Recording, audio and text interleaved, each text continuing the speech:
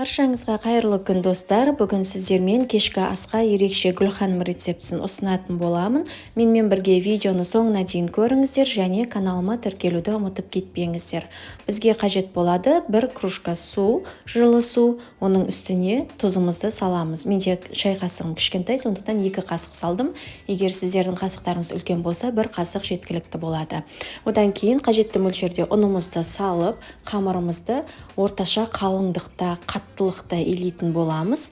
Себебі біз қазір қамырымызды пакетке салғаннан кейін қамырларымыз бір-біріне бірігіп жұмсаратын болады. Сондықтан қамырларыңыз міндетті түрде қатты болып қалмау керек және қатты сұйық жұмсақ болмауы керек. Орташа қаттылықта болуына аса мән беріңіздер. Одан кейін ішіне салатын салмасын дайындаймыз. Картошкамызды тураймыз. Егер сіздерде құйрық май болатын болса, құйрық майларыңызды турап салсаңыздар болады. Одан кейін пиязымызды турап, барлығын үлкендеу, кеңдеу ыдысқа салып, фаршымызға тұзды қосамыз, қара бұрышымызды қосып, барлығын жақсылап араластырамыз. Ұзақ араластырсаңыздар, сіздердің ішіне қосқан пияздарыңыздың соғы шығып, фарштарыңыз өте дәмді, сочный болып шығатын болады.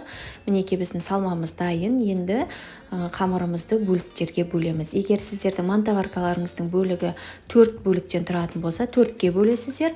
Егер 3 бөліктен тұратын болса, 3-ке бөліп қамырларыңызды осылай астына ұн сеуіп, қамырларымызды жайып аламыз. Қамырымызды жайған кезде ортасы жұқа болып, екі жаны қалың болып қалмас үшін осылай ораған кезде тек оқтауымыздың екі шетін ғана басып жаятын боламыз.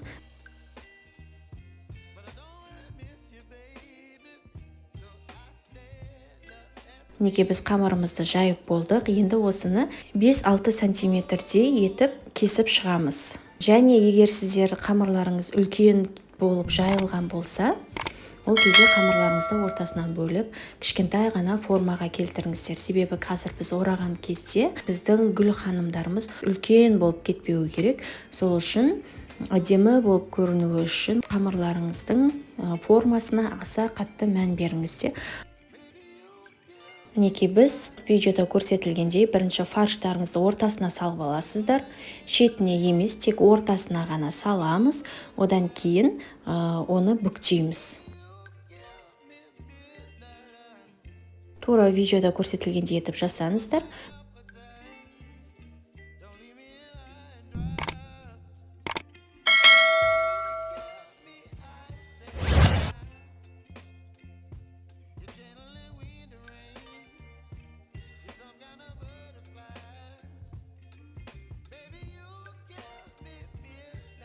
Мінекей барлық гүл ханымдарымызды орап шықтық. Енді мантаваркамызды майлап аламыз. Алдын ала суымызды қайнатып алып, 45 минутқа пісіріп аламыз. 45 минут өткеннен кейін өзіңіз бетіне подлив қосып жасасаңыздар да болады. Немесе майонезбен, сметанамен қосып жесеңіздер болады. Мінекей біздің тағамымыз дайын болды. Жасап көріңіздер, ас болсын.